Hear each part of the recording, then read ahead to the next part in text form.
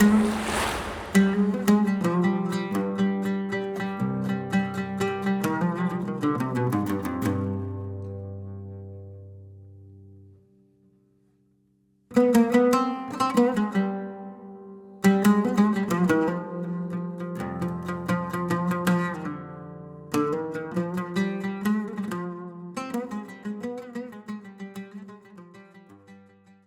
c'est un livre, Algérie, une longue marche. Vous aurez compris que j'ai pas osé aller jusqu'à dire la longue marche, mais une longue marche. Hirak, mémoire et histoire, tout est là parce que ce qui m'intéressait dans le Hirak, je vais expliquer ce que ça veut dire, ça voulait dire pour les Algériens, pour moi, mais ce qui m'intéressait, c'est que c'était un moment qui était à la fois un moment observatoire et un moment laboratoire.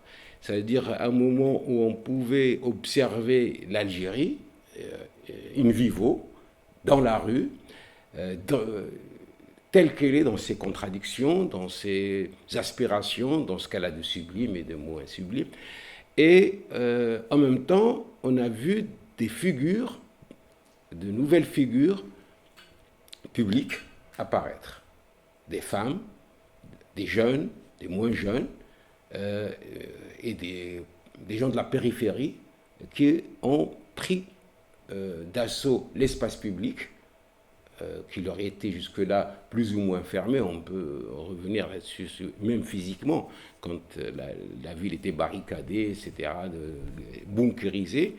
Et donc les gens se sont emparés de la ville et tout le monde est descendu, femmes, hommes, jeunes ou moins jeunes. Et ce que je disais, ce qui épatait les gens, c'est que de voir ce peuple, par exemple, si chamailleur, si bagarreur, si impoli, etc., pendant le Hirak, devenir un peuple hautement civilisé, où les femmes pouvaient côtoyer les hommes, où tous les vendredis, où j'ai vu les gens attendre la sortie des mosquées, des personnes qui ne faisaient pas la prière, donc attendre la sortie des mosquées, les fidèles, pour pouvoir faire la marche ensemble, etc. Donc, et pour moi, puisqu'on a parlé d'anthropologie, c'était comme si c'était quelque chose de mimé, de jouer, comme si c'était une sorte d'exorcisme de ce qu'on ne pouvait pas faire, mais qu'on est capable de faire et qu'on le jouait pendant les marches, pendant la journée. Et donc, c'est une aspiration presque, j'allais dire, au sens lacanien ou psychologique du terme, c'est quelque chose qui s'exprimait et après ça rentrait dans l'ordre. Les jours de la semaine, après on revenait au quotidien. Voilà, tout ça m'avait interpellé et comme tout Algérien, donc je suivais, et je me suis dit, comment classer ce phénomène social? Est-ce qui a été donc vécu depuis le 22 février 2019 pour rappeler sur une année, le Covid était là, après ça a repris, quand il y a eu, après le confinement, ça a quand même repris, mais ça, on va voir que ça a quand même contribué à l'affaiblir et surtout ça a donné du souffle aux institutions pour pouvoir se reprendre. Alors, est-ce que c'était une émeute? C'est ça la question que je me posais. Vous savez, pour nous, on distingue bien mouvement d'émeute, etc., parce que émeute, c'est émotion, c'est rien déjà de préparé. Et est-ce que c'est une insurrection? Est-ce que c'était une insurrection? Est-ce que c'était une révolution? Ou alors un simple mouvement, comme d'ailleurs le mot Hirak le désigne. Le mot Hirak, que ce mouvement s'est choisi, ou que les acteurs de ce mouvement se sont choisis, le mot Hirak, il a été utilisé en Algérie pour la première fois, mais il avait déjà servi ailleurs.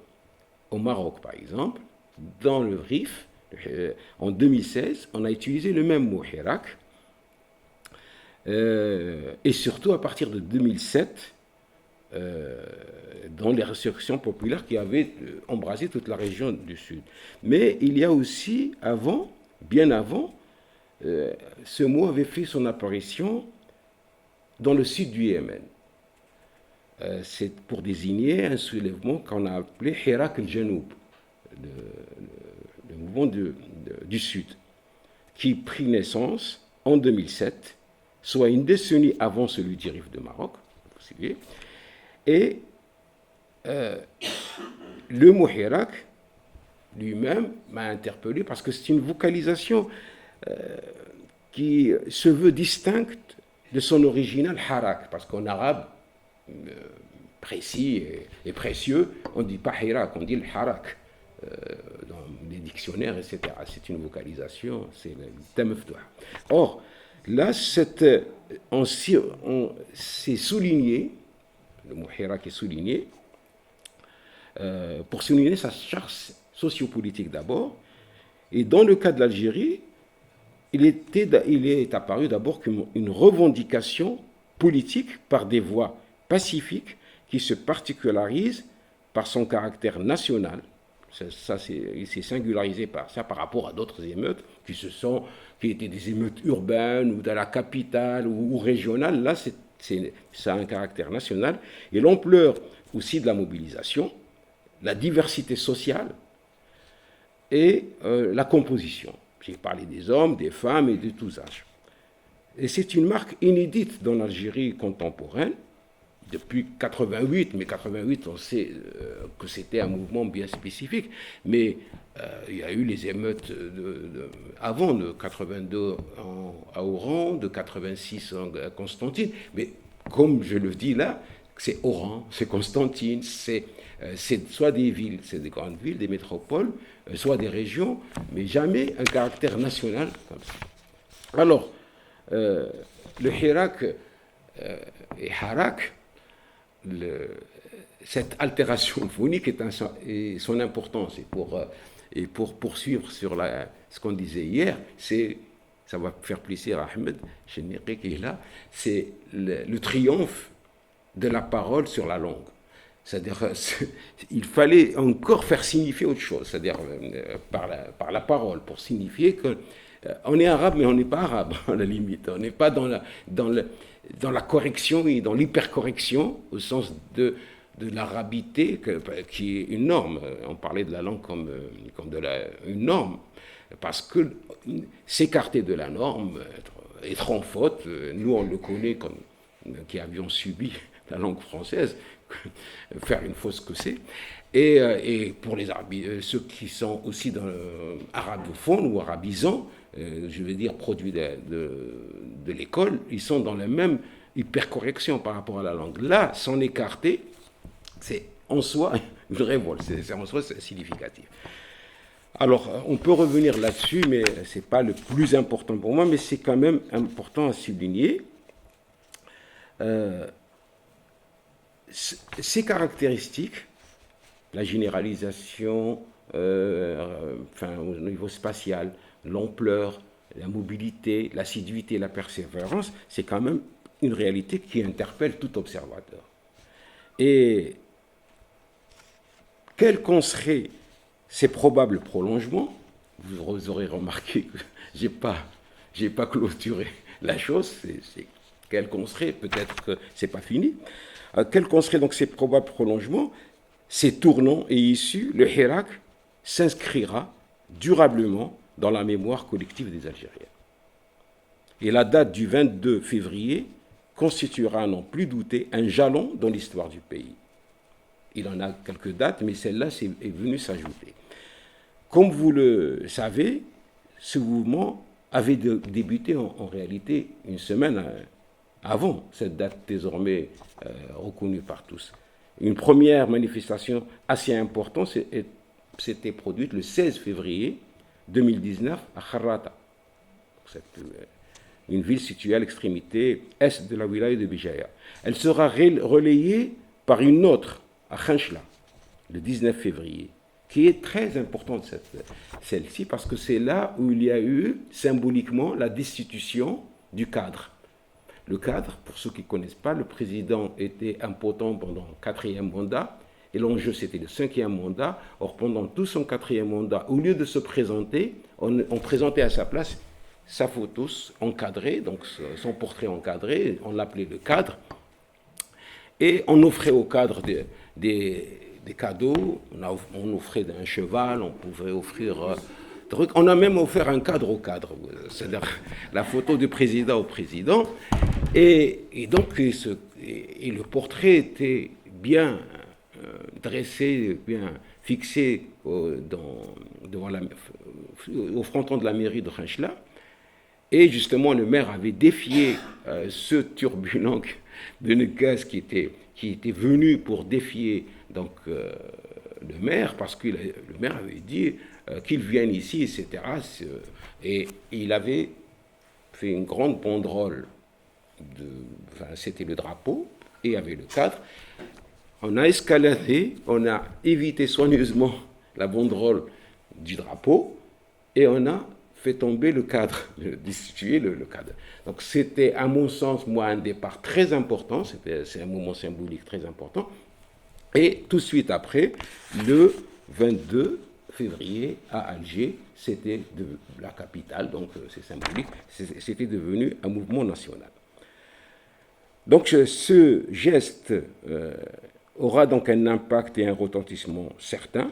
Ce meurtre symbolique du cadre a dû beaucoup jouer dans la manifestation du 22 février à Alger, la capitale dont l'ampleur nationale, son président, lui vaudra d'être considéré comme le véritable début de ce mouvement. C'est-à-dire il y a eu des débuts, c'est comme la Révolution en 8 novembre, ou c'est comme l'indépendance, est-ce que c'est le 3 juillet où on a signé, ou le 5 juillet, parce que c'est important que ça coïncide avec le 5 juillet 1830, etc. Notons toutefois que c'est la périphérie qui, cette fois-ci, a entraîné le centre. C'est très important de savoir que Kharrata, Khenchela, c'était d'abord la périphérie. Pardon ? Je dis c'est très maoïste, l'encerclement des villes par la campagne. Ah oui, bon, je ne sais pas si... Oui, je ne sais pas si on en est là encore en Algérie, mais bon. Mais ce qui est intéressant, non, ce n'est pas un encerclement, parce que ça venait, en fait, de villes qui étaient périphérisées, pour ne pas dire périphériques, qui étaient marginalisées, et qui étaient... Je connais bien Khenchela, je connais moins pour avoir enseigné là-bas, mais on voit, c'est des villes qui ont une histoire par rapport au mouvement national notamment, qui est la légitimité de tout le monde, mais qui n'ont pas bénéficié de l'attention, en tout cas à leurs yeux, de l'attention souhaitée ou voulue. Le 22 février, donc, le Hirak devient national et prend une ampleur inédite qu'aucune des nombreuses tentatives depuis au moins le 5 octobre 88, aucune n'avait connu cette ampleur-là. Cet embrasement singulier ajoutera un mot au lexique politique algérien qui le distinguera des autres. Le caractère soudain et l'ampleur du point de vue à la fois géographique, démographique et dans le temps de ce soulèvement ont surpris et suscité des interrogations quant à son organisation, ses méthodes, sa mobilisation et sa constance. En effet, on peut se demander, mais comment est-ce possible et comment ce fut-ce, comment ça a pu arriver? Alors, est-ce que c'est un complot? Ça, tout le monde disait, il y a quelque chose, un complot tissé par des mains invisibles, une manipulation de cabinets secrets. Lesquels? Pourquoi? Comment expliquer qu'à la différence de centaines de protestations qui n'ont jamais cessé d'éclater ici et là, le Hirak a pu connaître un embrasement si général? Ça, c'est des questions que se posait tout le monde, mais que je me posais aussi. Et surtout quand on voit, parce que dans le livre j'explique, je développe certains thèmes, par exemple, où on voit une discussion qui a été un peu diffusée, sciemment peut-être, ou non, mais en tout cas, on voit le Premier ministre de l'époque, Sellel, dire qu'ils sortent, on va les faire rentrer manu militari en quelque sorte. Qui provoquait quoi? Est-ce que c'était voulu? On a laissé échapper, circuler, ou au contraire, c'est par devers lui-même que ça s'est arrivé? Bon, tout ça, donc, on se posait des questions. Est-ce que c'était quelque chose qui était tissé dans l'ombre et qui a entraîné, ou alors c'est spontané? Ce sont de telles questions qui m'ont interpellé et m'ont amené à étudier un phénomène que je pressentais comme singuliers. Donc tous ces éléments, je les présentais comme singuliers, donc ça méritait. J'étais sur autre chose, je travaillais, que ça a été rappelé, moi je travaille sur les histoires froides, je travaille sur le sacré, sur les religions, et actuellement je fais un livre sur Bilal, le muezzin du prophète, donc c'est très loin de tout ça, mais en même temps, ça, c'est comme quand il y a eu la violence en Algérie, j'avais fait ce livre, c'était parce que c'est des questions de citoyens, en fait. Je me posais des questions, et pour répondre, je vais moi-même chercher la réponse. Tous les arguments avancés alors, et à chaud, restaient à mes yeux insatisfaisants pour expliquer une protestation devenue si massive en quelques semaines. Alors, plusieurs hypothèses théoriques, somme ou résultant des mouvements précédents. Est-ce que c'est la résultante des mouvements précédents, on peut dire ça, mais comment l'accumulation s'est faite, par qui, comment? Une réplique d'octobre 88, une réplique au sens sismique du terme, est-ce que c'est une réplique qui aurait fini par faire trembler les assises du système, malgré 2 décennies de containment, d'endiguement?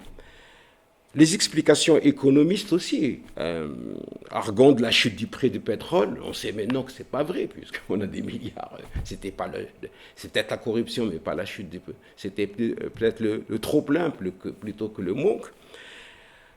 On répétait à l'envi, mais on le sait ça socialement, par contre, on savait, on répétait à l'envi que ça finira par exploser. Ça ne peut pas durer, ça ne finira par éclater, mais personne ne pouvait prédire où, quand, de quelle manière. Alors, mais il y a eu un point de rupture. Alors, moi, comme je regarde à côté ce qui se passe, les points de rupture adviennent comme ça. C'est-à-dire, par exemple, dans le cas du Maroc, le 28 octobre 2016, c'est-à-dire dans le cas du Hirak du Rif, c'est la mort de Mohsin Fikri, qui est un vendeur de poissons qui provoquera les manifestations autour du drapeau berbère, Al-Husima. Donc une question sociale, du quotidien, qui va s'articuler à une revendication politique autour du drapeau berbère.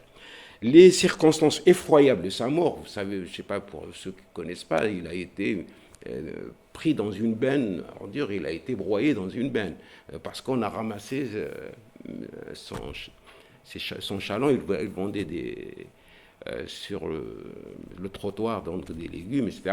C'était interdit, on l'a pris avec ses produits, il a été broyé. Donc, et les circonstances effroyables de sa mort, filmées par un téléphone portable, c'est très important le téléphone et les réseaux, et diffusées sur Internet, ont choqué la population au point de relancer le Hirak du Rif de février 2016. Donc, en octobre, ça a été relancé. À Tunis aussi, vous vous rappelez, la révolution, comment elle a commencé en 2000, c'est le jeune vendeur ambulant de Sidi Bouzid, Mohamed Bouazizi, qui est le déclencheur immédiat de la révolution en janvier 2011. Et là aussi, c'était un vendeur. Et d'ailleurs, moi, j'avais fait un travail autour de ça. On en discutera peut-être, mais c'est quand on fait descendre la focale, c'est pas du tout comme elle a été présentée lui. En fait, on a accusé la fille, c'est une femme flic qui l'a arrêtée et qui on l'a accusé elle, mais en fait lui il avait aussi agressé au moment. Enfin, pour moi ils appartiennent tous les deux aux classes subalternes, et ils se chamaillaient autour de quelque chose, d'une loi imposée d'en haut, et à un moment donné, elle lui a enlevé la balance, et il lui a dit, avec quoi je vais peser? Avec ça, et il lui montre ses seins.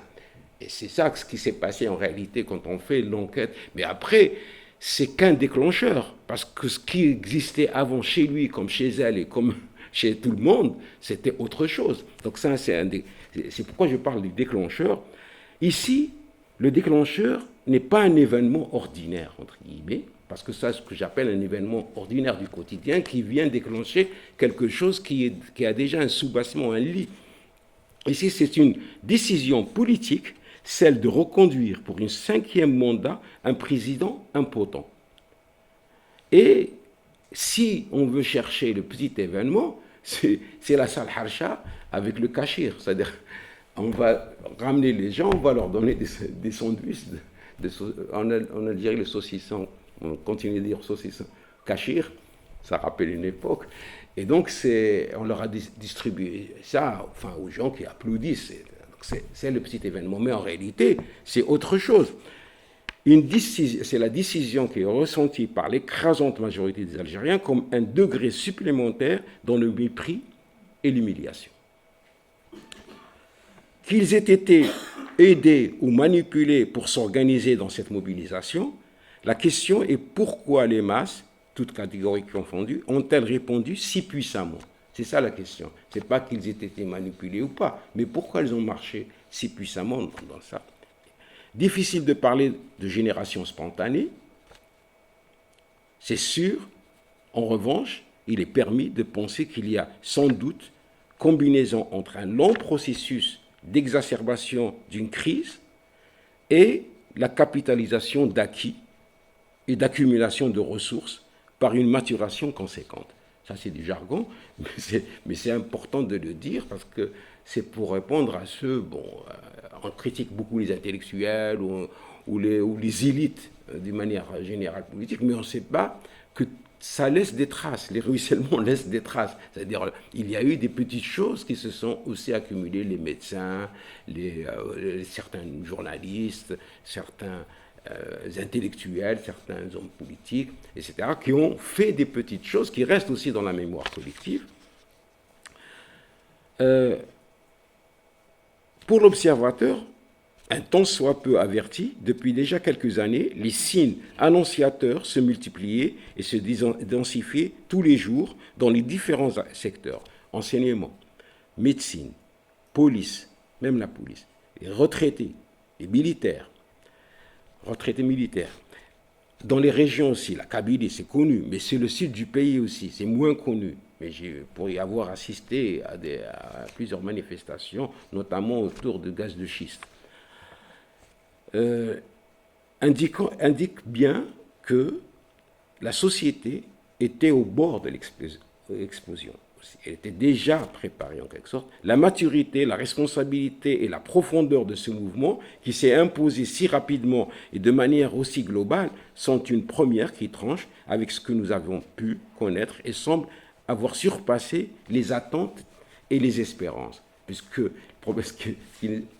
On était surpris par ça, mais en fait, on ne s'attendait pas aussi, parce que ça a surpassé ce qu'on pouvait espérer comme organisation, niveau d'organisation. Incontestablement, nous sommes à un moment charnière et transitionnel. C'est l'émergence d'une nouvelle génération, cette fois-ci au sens de Karl Mannheim. Karl Mannheim, il parle de la génération, pas au sens démographique, mais au sens de l'impensé commun ou du pensé commun. Ça veut dire, il y a la génération de l'indépendance, en quelque sorte. Il y a la génération d'octobre.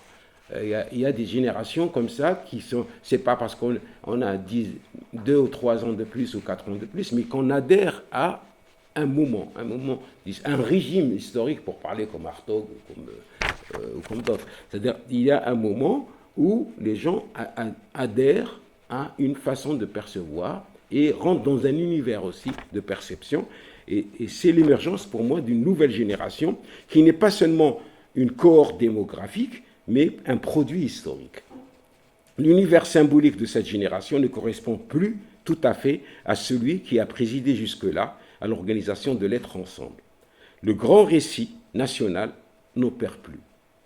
Avec la même efficience. J'ai parlé avec un ami qui me dit, par rapport à cette rente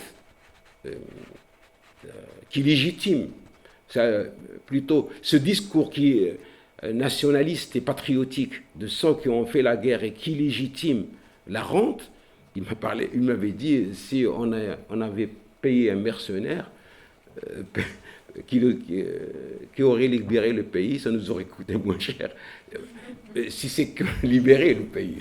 Et donc, pour dire que ce grand récit national n'opère plus avec la même efficience, son monopole est désormais disputé réappropriés. Tous les discours, on voit une recrudescence d'écrits autour de l'histoire et de revoir les gens, leur trajectoire, qu'est-ce qu'ils sont. Même Chineri, hier, il avait évoqué un peu ça. C'est-à-dire, on re-regarde vraiment la trajectoire des gens. Donc, ça veut dire que ce discours n'est plus admis comme ça d'un bloc. On voyait les Moudjahidines comme des purs.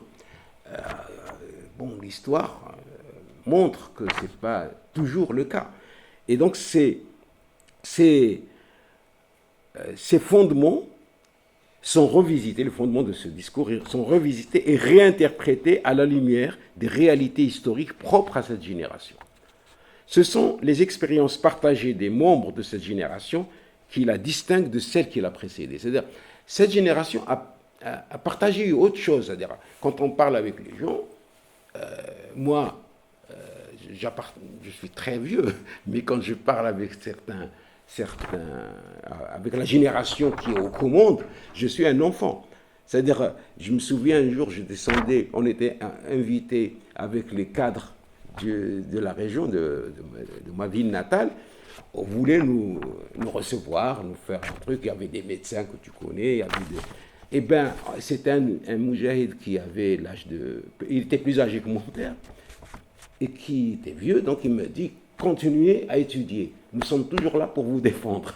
Pour lui, nous sommes encore des enfants, bien évidemment. Donc cette mentalité, les gens qui ont expérimenté autre chose, qui ont vécu autre chose, qui ont eu des diplômes, mais pas seulement, qui connaissent plusieurs langues, ceux qui font la harga, qui ont connu des réalités que n'ont pas connues ces gens, sont travaillés par un autre imaginaire et donc reviennent sur ces expériences. Et surtout, il y a eu octobre 88, mais les années 90, où les gens, l'enjeu était le djihad, donc on refait le djihad, on a refait le djihad, on a montré qu'on pouvait faire plus que les autres, même si on le faisait dans le même, pour se différencier. Et donc tout ça, ça produit une autre façon de faire. La bravoure, c'est pas de prendre les armes, parce qu'il y a des gens qui peuvent prendre les armes et de manière encore plus atroce, et avec des usages inimaginés avant. Alors ce sont les expériences partagées des membres de cette génération qui la distinguent de celle qui l'a précédée. Elle est née dans la décennie de violence, elle a grandi dans les controverses et les débats autour des conceptions des modèles sociétaux. Le débat n'était pas posé, on était musulmans et arabes. Même si on pouvait être musulman, boire de l'alcool, ne pas faire la prière, mais on était musulmans. Et ça, c'était une donnée comme ça. Non, ça, c'est re-regardé par les gens qui disent non, tu n'es pas musulman. Même tu viens avec moi à la mosquée, mais tu ne pries pas bien, tu n'es pas musulman. Donc, c'est autre chose, donc c'est d'autres enjeux qui sont posés. Son combat n'est pas de consolider une indépendance acquise par les armes et désormais irréversible, en tout cas pour cette génération, mais pour le pouvoir en place, le récit continue à dire attention, ce n'est pas toujours acquis. On est encore menacé, on est encore colonisable en quelque sorte. Mais son problème de cette génération, c'est de construire un espace commun de vivre ensemble. Le choix du religieux comme nouvel univers de référence partagé pourrait être lu comme l'expression de cette aspiration. C'est-à-dire, au lieu de le lire comme une régression, ça pourrait être lu comme une aspiration désespérée, parce qu'on n'a pas ce truc. On dit, il nous faut trouver une alternative, bedil, comme on dit, une alternative. Et l'alternative, c'est quoi? Quel autre univers? Peut-être un univers qui est considéré comme étant le nôtre, c'est-à-dire l'univers musulman. Et on a vu que ce n'est pas vrai. C'est-à-dire, en allant vers ça, là aussi, il y a des dissensions et surtout des dissonances, même sur les mots. Alors, en d'autres termes, la génération dont il s'agit aujourd'hui marque la fin d'un régime d'historicité, donc encore une fois pour parler comme Hartog, le grand récit national fondé sur la dette due aux libérateurs s'est essoufflé. Le patriotisme viscéral n'est plus nécessairement territorial et exclusif, comme le témoigne la mobilisation de la diaspora, qui se sont tout autant concernés par ce moment historique, même si elle ne vit plus, et quelquefois depuis longtemps dans le pays. C'est ça qui aussi, les gens n'ont pas vu ça. Bon, bien sûr, les politiques, moi j'ai entendu Saïd Saadi le dire, mais les politiques le disent, ils disent que quand on revoit l'histoire du mouvement national, à chaque fois qu'il s'était essoufflé, la diaspora a été à la rescousse. C'est-à-dire, de là, ils ont relancé.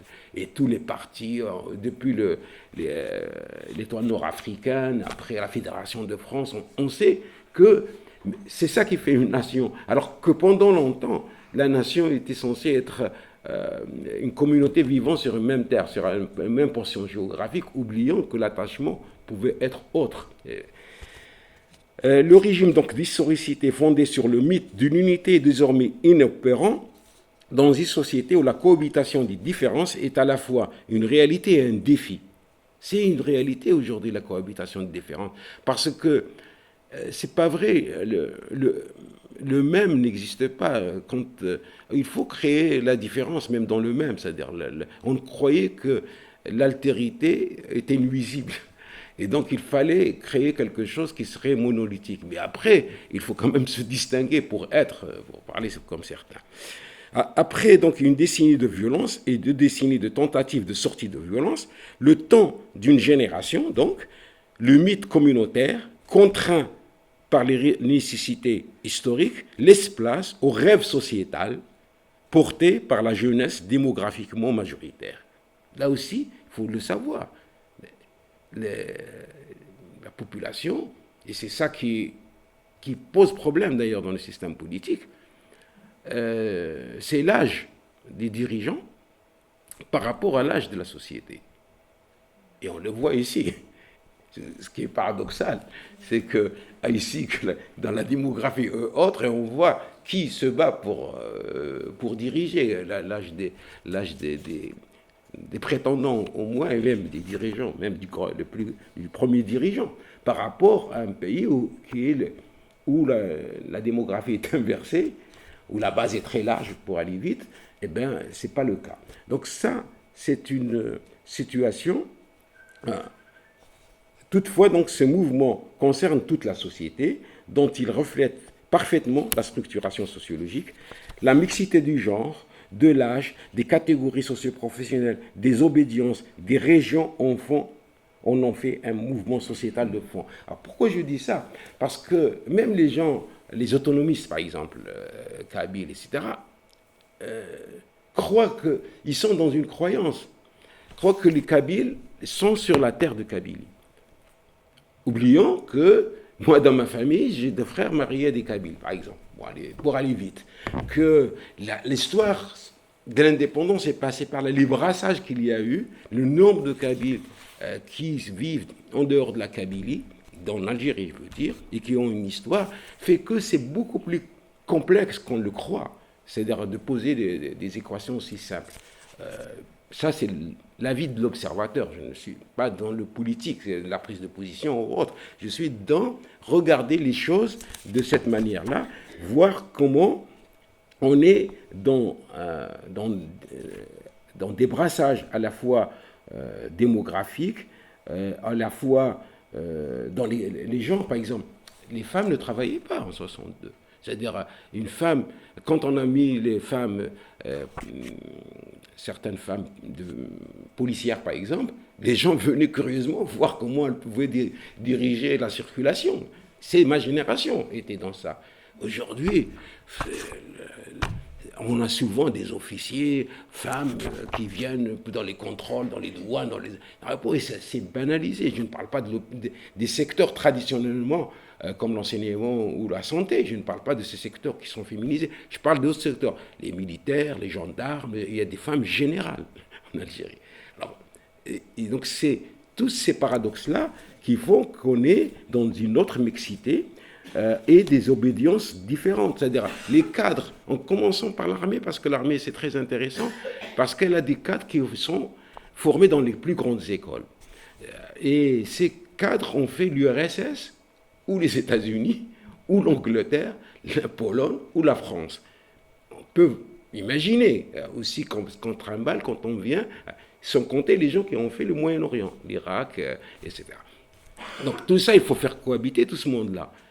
Et là, on le voit dans le débat religieux, par exemple, le marché de la fatwa, c'est quelque chose, parce qu'en travaillant sur la fatwa, c'est, vous le savez, c'est demander un avis, c'est une consultation.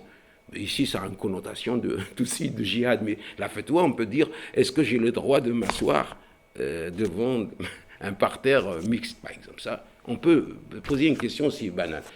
Et le moufti va dire, voilà ce qu'il faut faire. Mais l'inflation de la fatwa montre que la précipitation du nouveau, en quelque sorte. On est précipité dans un monde où tout est nouveau, c'est-à-dire comment consommer, comment s'habiller, comment s'asseoir, comment voyager, etc. Il faut donc se rassurer. Et donc cette modernité, en tout cas matérielle ou moins matérielle, fait qu'on est aussi, là aussi dans d'autres, de nouvelles configurations qui n'existaient pas avant. Donc le peuple d'Irak, c'est une société nouvelle. C'est ça ce que j'essaie de dire. Il s'agit d'une société essentiellement urbaine, née dans la violence des années 90, ayant grandi dans la confrontation des opinions et des idées à la recherche d'un modus vivendi. C'est ça son problème.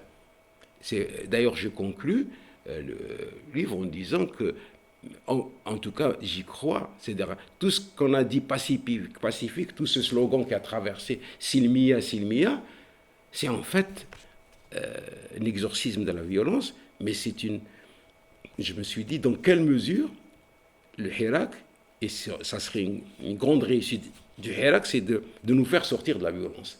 Parce qu'on n'était pas sorti de la violence. Donc c'est une sortie de violence que de clore ce moment par autre chose. Et on ne parle plus des années 90, c'est derrière, on parle du moment Hirak et de ses prolongements probables et éventuels. Je ne sais pas. Non, parce que là, je commence à m'échauffer. Et donc, est-ce que je continue? Est-ce que vous voulez que je conclue rapidement? Je peux dire. On va demander à la salle. Est-ce que vous avez envie qu'il continue ou peut-être. Est-ce que vous voulez que je. Qu'on entende pour certains mieux. Une conclusion peut-être un peu synthétique. D'accord. Alors, conclusion synthétique. Donc, le peuple, j'ai parlé du peuple d'Irak, pardon? Ah, d'accord. Je continue en essayant d'aller vite. Oui. Alors, je dis que c'est une société nouvelle et que son défi, c'est comment faire cohabiter la différence, qui est pour elle une urgence et une nécessité, comme le préfigure déjà la réalité que j'ai évoquée à l'instant. Composant avec ces identités multiples et aspirant à les habiter définitivement, cette société, en contact réel et virtuel avec le monde, est globalisée dans ses manières de se penser et de se projeter. Parce que on a beaucoup parlé du local, c'est-à-dire on est localisé, mais on est globalisé. Quand j'ai parlé tout à l'heure de la fatwa, on ne demande pas sa fatwa, la consultation, par exemple, juridique à l'imam du quartier ou l'imam de la ville. On peut la demander à travers Internet à un imam qui se trouve à des milliers de kilomètres et qui peut être pakistanais, il peut être iranien, il peut être autre. Et j'avais travaillé sur les mouvements, le chiisme par exemple est rentré en Algérie, mais il y a les Ahmadites, il y a les chiites, etc. Il y a des mouvements autres. Et avec, là, il y a eu le mouvement des coranistes, pour parler.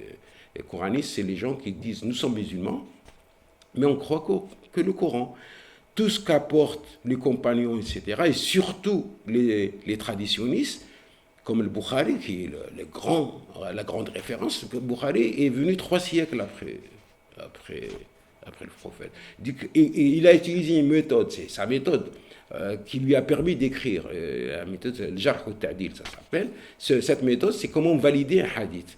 Et bon, méthode, on peut en parler si vous voulez, elle est très simple, mais en même temps, scientifiquement, elle n'est pas tout à fait recevable. Elle est recevable parce que pour ce qu'il a rejeté, mais ce qu'il a gardé n'est pas nécessairement authentique. Alors, des gens, ici, des Marocains, des Tunisiens, des Algériens, des Égyptiens, etc., condamnent, protestent donc cette référence.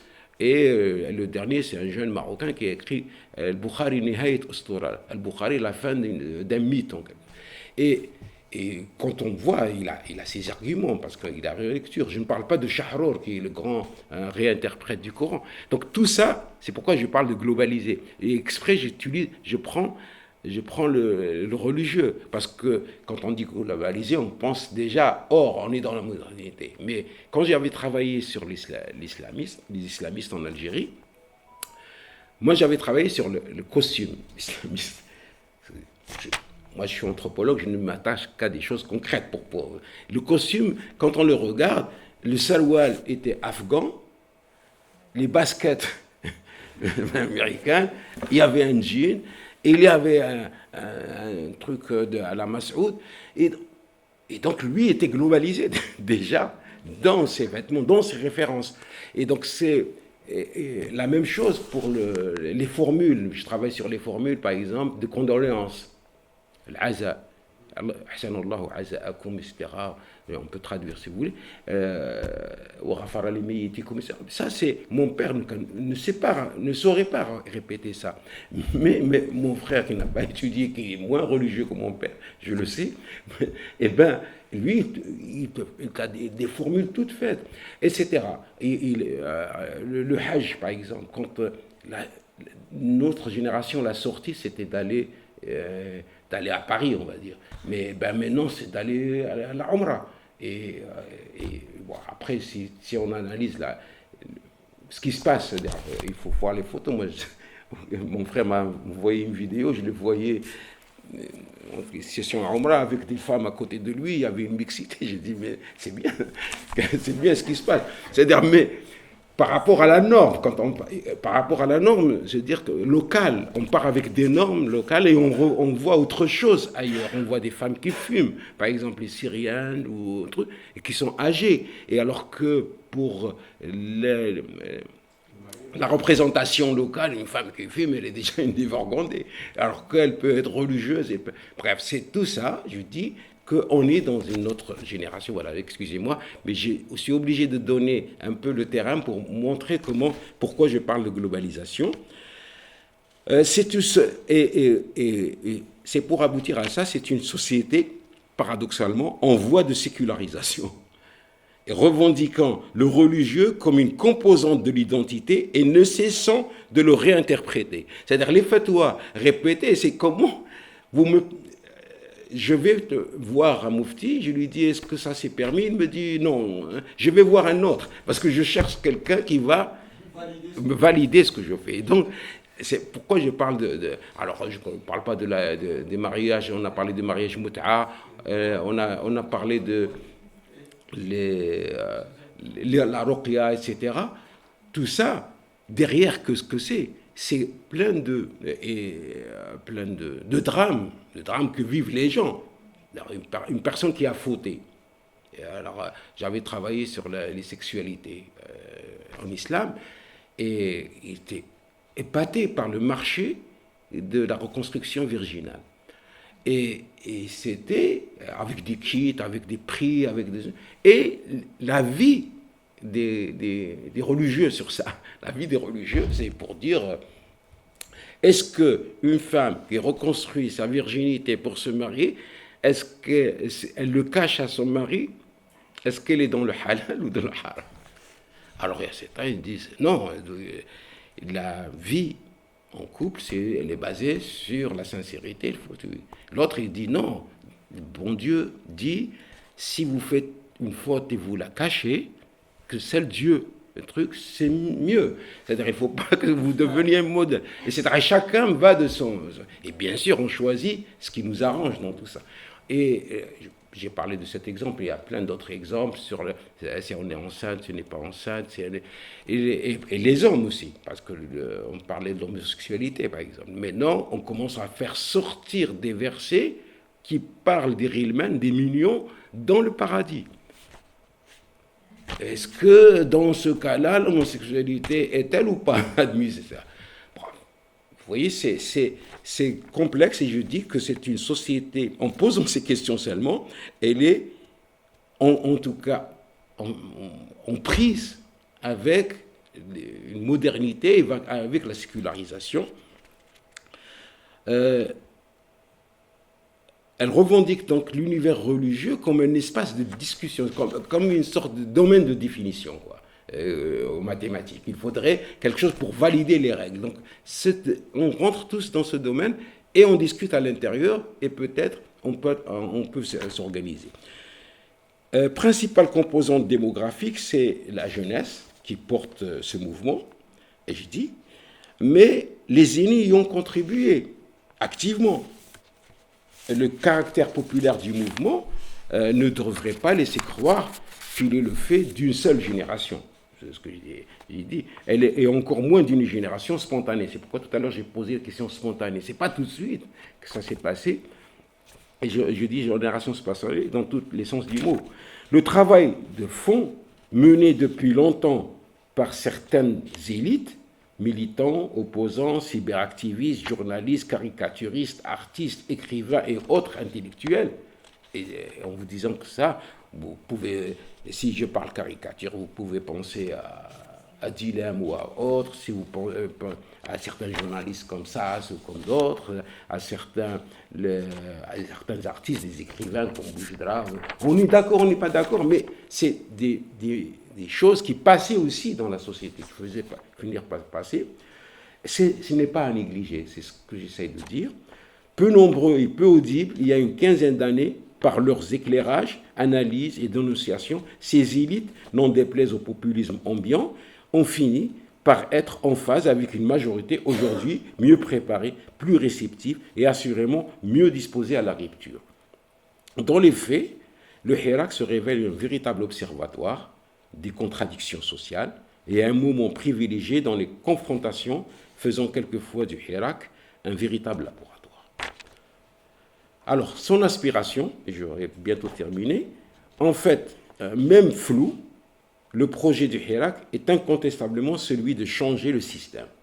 C'est l'expression populaire qu'il dégage tous. Tandis que le pouvoir politique, lui, souhaite se contenter d'un changement de certains acteurs.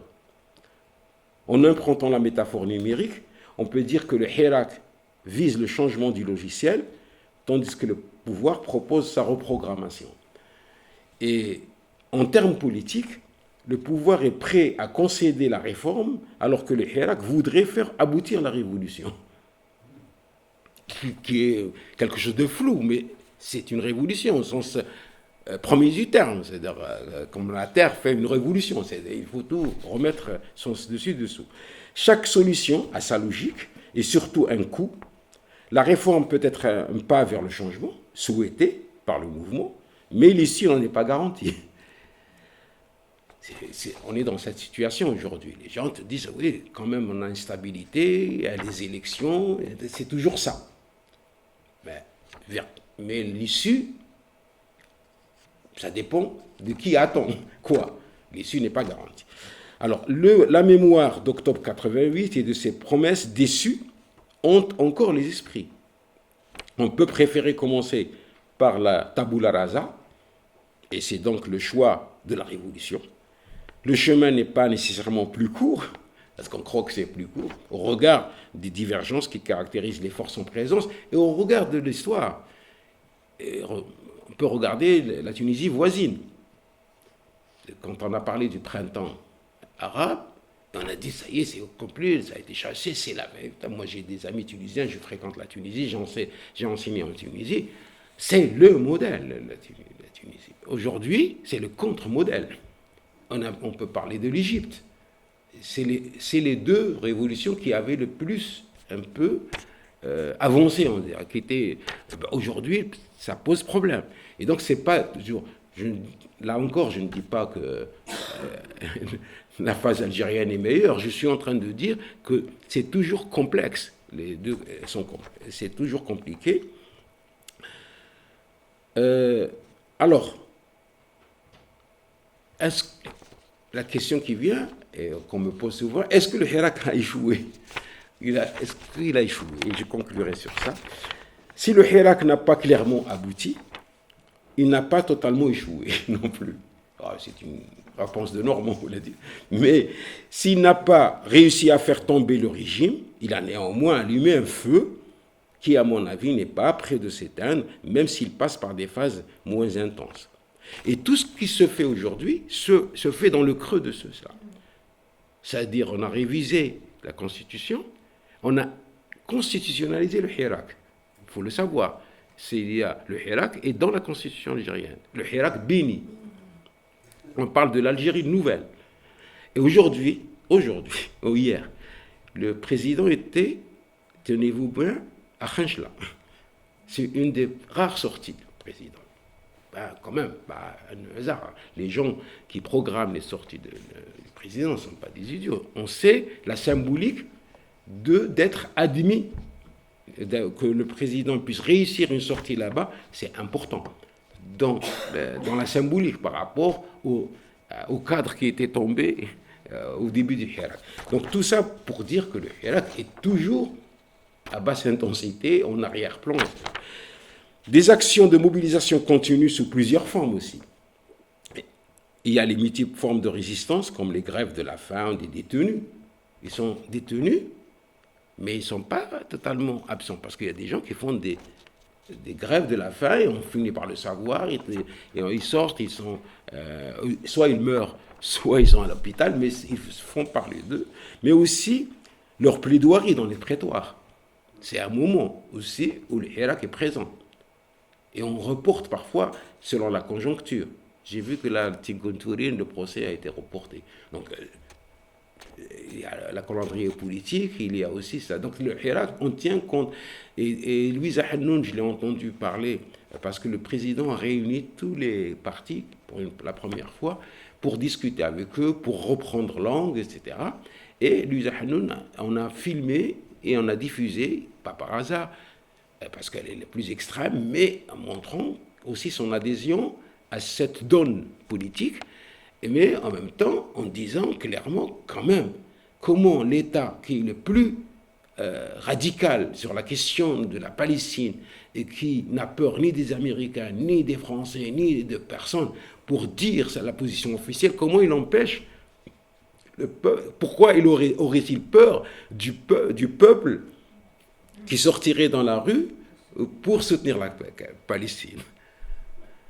Parce que les manifestations ne sont pas permises, en tout cas. Je ne dirais pas interdites, mais ne sont pas permises. Donc c'est tout ça qui fait que le Hirak est toujours là pour les uns et pour les autres.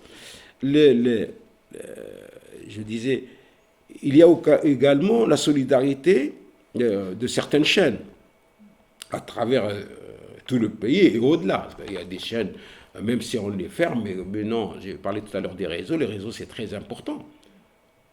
Je disais hier qu'il était plus lu qu'un journal, je peux bien le croire, parce que qu'il y ait un journal qui le termine, mais les blogs de certaines personnes sont lus attentivement parce qu'on sait qu'ils disent des choses. Autant de données qui font du Hirak un mouvement révolutionnaire, c'est-à-dire à caractère révolutionnaire, qui a réussi à ranimer la vie politique et secouer les léthargies, longtemps imposées par la peur ou l'excès de prudence. Il a pu faire émerger une nouvelle élite potentielle et inscrire l'Algérie dans un nouveau régime, d'historicité encore une fois, que le discours officiel lui-même qualifie d'Algérie nouvelle. Indéniablement, et c'est la dernière phrase, le Hirak contient les ingrédients révolutionnaires, je suis très prudent, vous voyez, et comme pour toute révolution qui n'est pas un phénomène qui advient d'un bloc, il est un phénomène processuel qui s'effectue par touches successives et cumulatives. Je suis en train de relire des pages sur la Révolution française, sur 1789, il peut finir par se cristalliser et se concrétiser progressivement dans la longue durée. Et je vous remercie.